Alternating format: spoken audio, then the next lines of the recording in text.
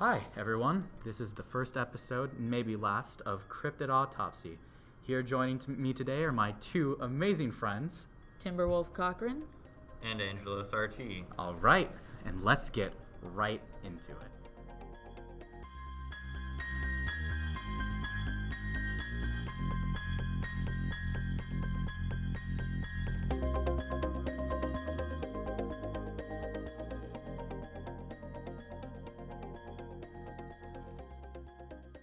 On the night of April 23rd, 1973, a young boy named Greg Garrett was playing alone in his backyard in the small town of Enfield, Illinois, when he had a disturbing encounter with a creature that would later be called the Enfield Horror.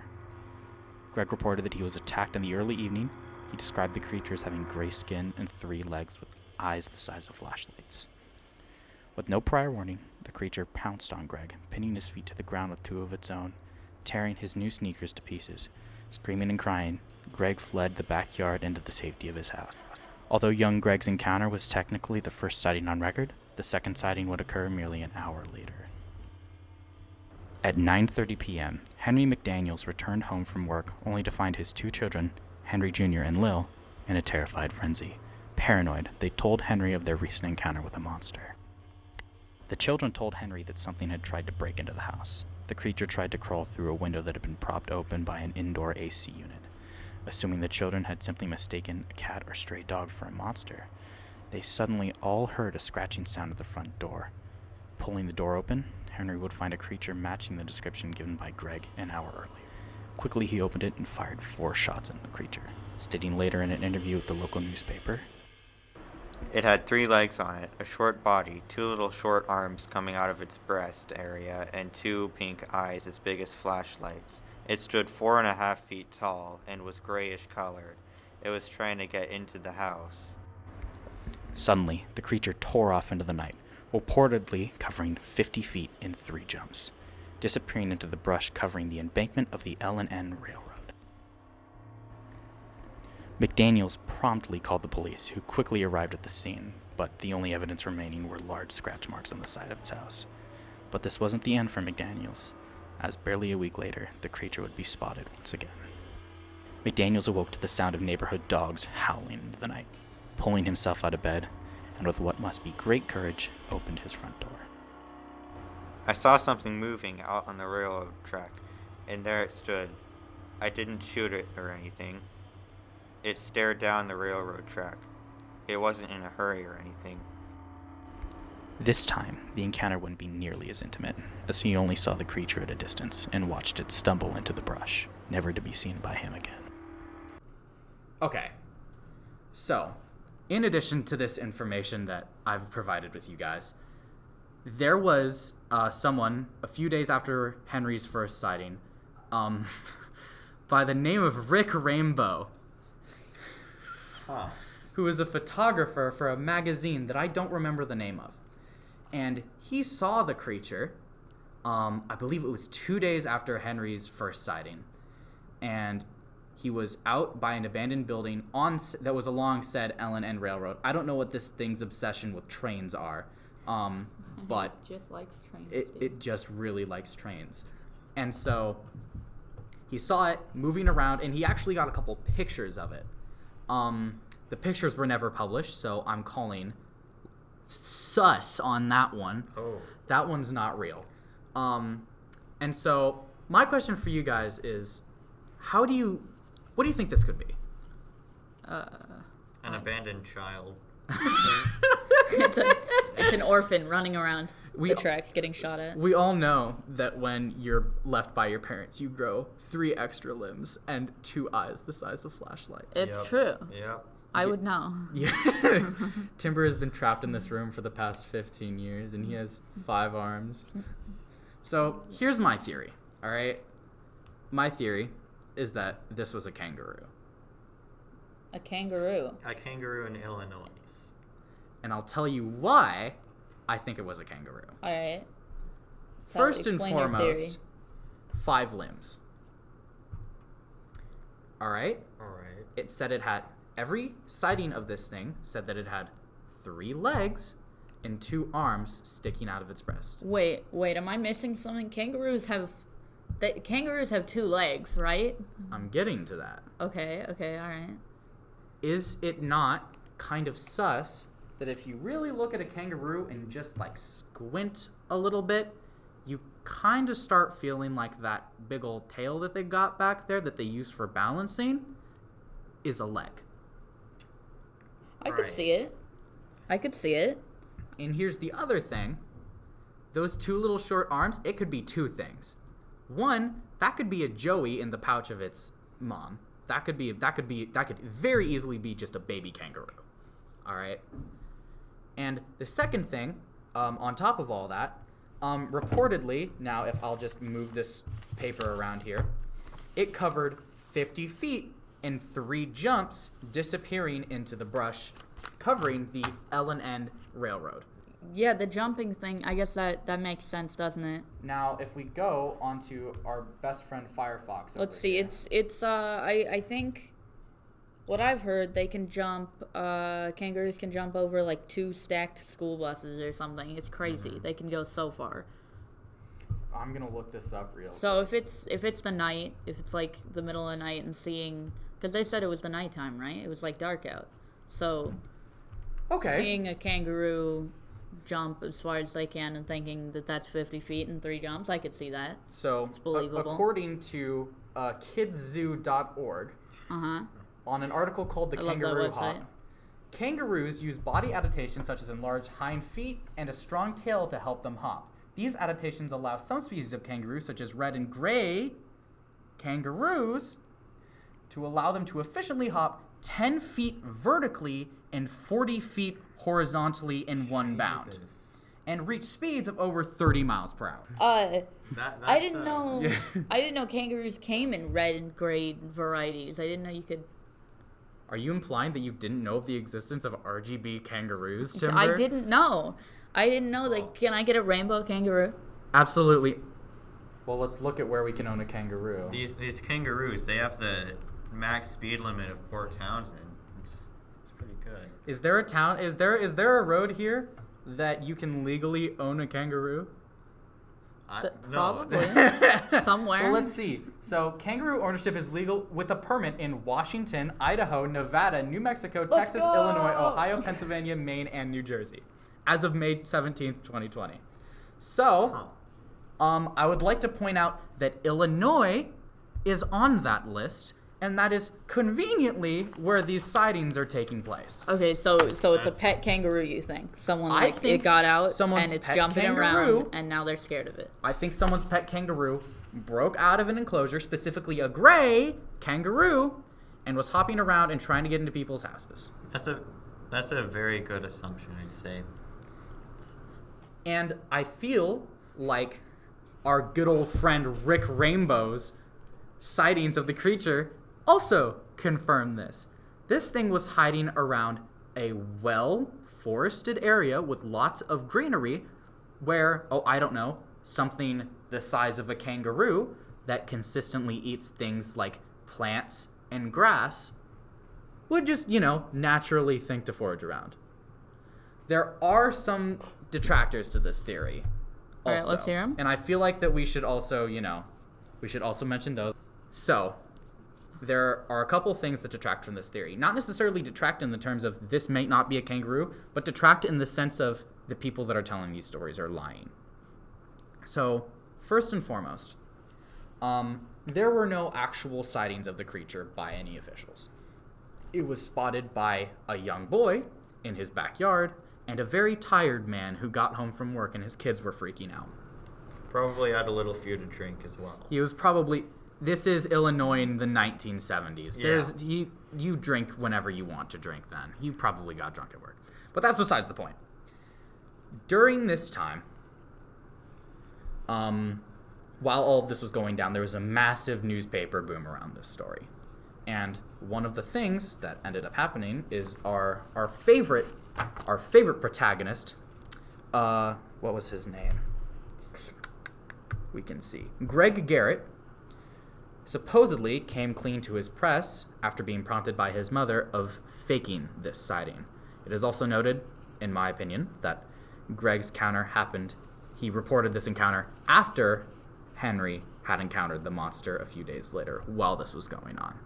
So supposedly, he came up with this story as a cover for the fact that he had torn up his brand new sneakers that his mother had bought them in a way to not get in trouble.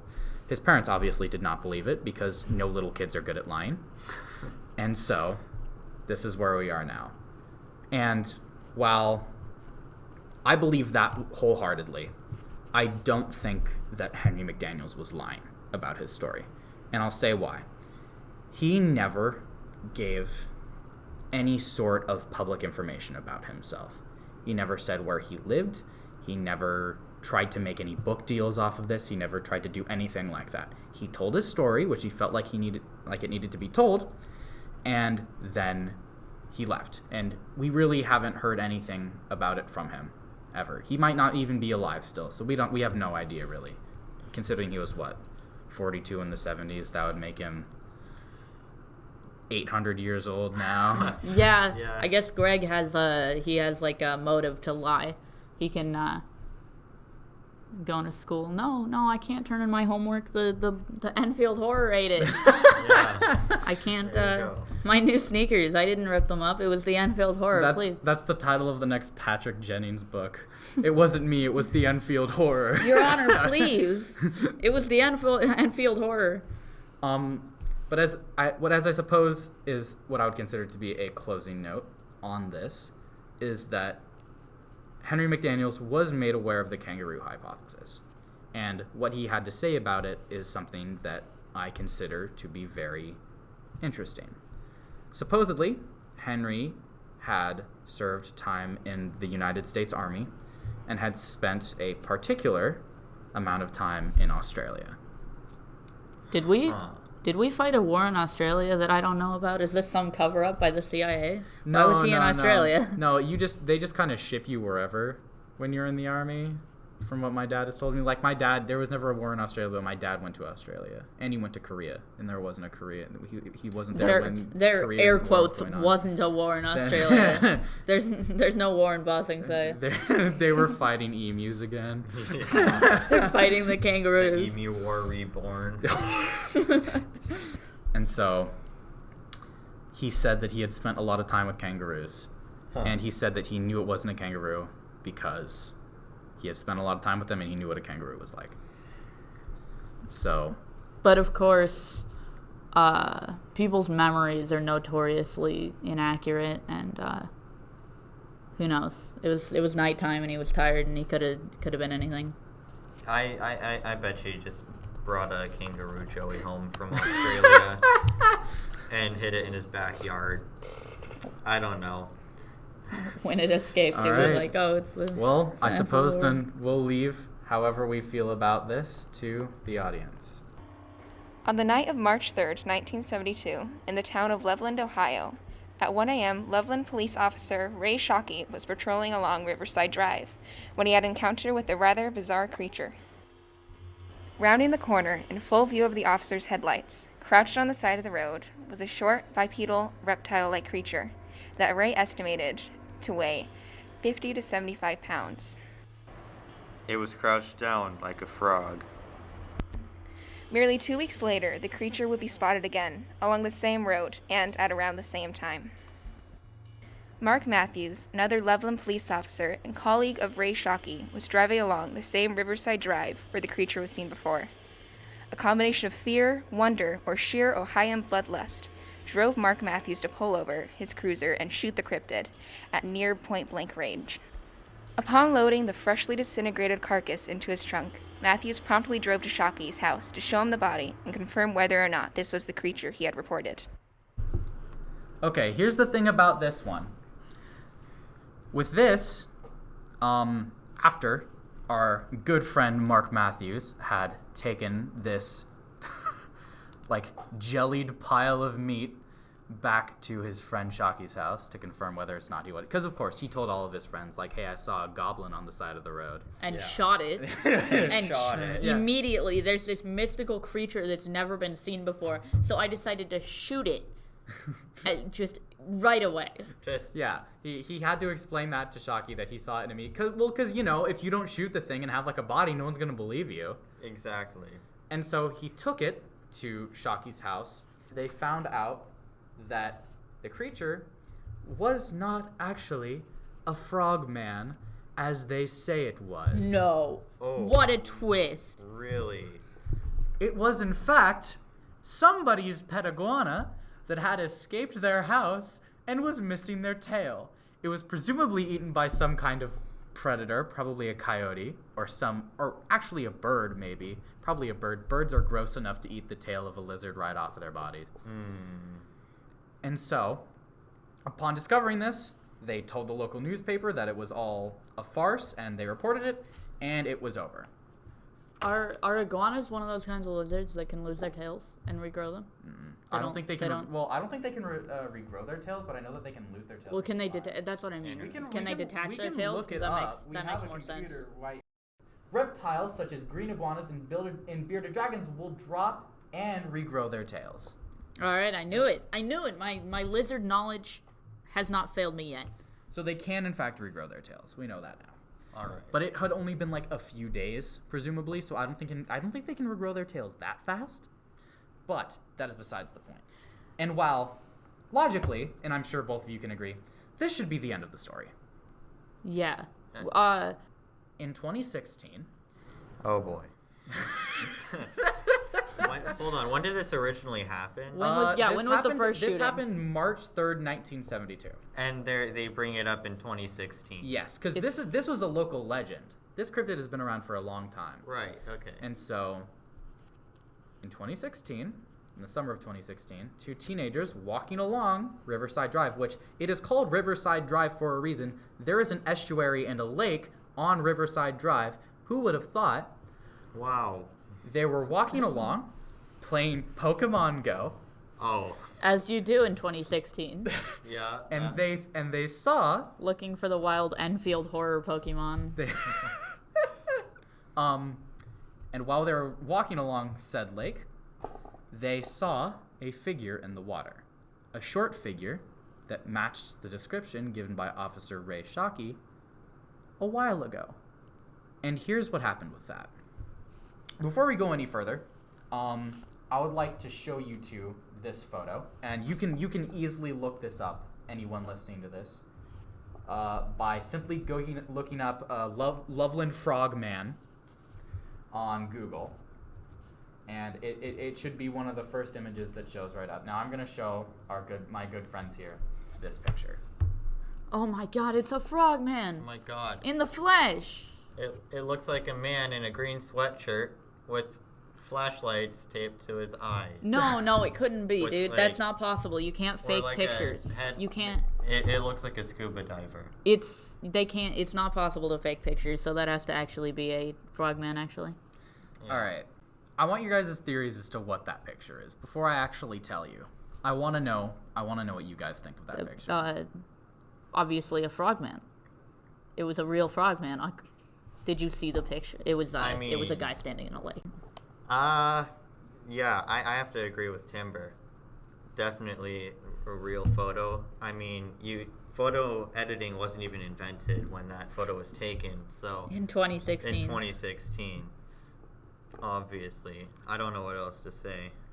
So, as none of us had seen coming, a high schooler that went unnamed later reported to the local news that he was responsible for the figure in the lake. And here's how he did it. He got a green morph suit and taped bicycle reflectors to the head, and then went out and walked around the shallows of this lake to scare people. So we were right. A little lizard boy who goes to this horrible cretin lizard man. And the teenager's name was the Frogman. It was actually him. That was his nickname at school. Well, so was it him? Like, was it one of his friends or something who took the picture? Or was he walking around scaring people and someone else took the picture thinking it was actually the Frogman? So the two people who were playing Pokemon Go while they spotted this were completely unrelated. Hold on, you just called it Pokemon. It has to be called out, even if you Yeah. edit this part out. You deserve eternal damnation for pronouncing that wrong. You do. I'm gonna be sent to Tartarus for that one. We're gonna send you to the gulag. That's too relevant, Timber. We're gonna get banished.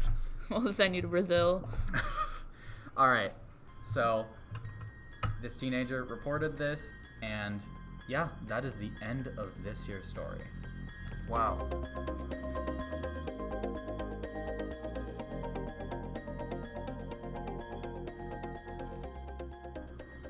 This autopsy was brought to you by the PTHS Media Lab under the direction of Principal Carrie Earhart and our wonderful teacher, Mr. Eagler. I would also like to note that this would not be possible without our amazing friends, Emma Koslerich and Charlie Capel. Emma provided a bunch of the information for the Loveland Frogman, and Charlie provided the narration for the Loveland Frogman. So, thank you guys so much for watching, and have a good night.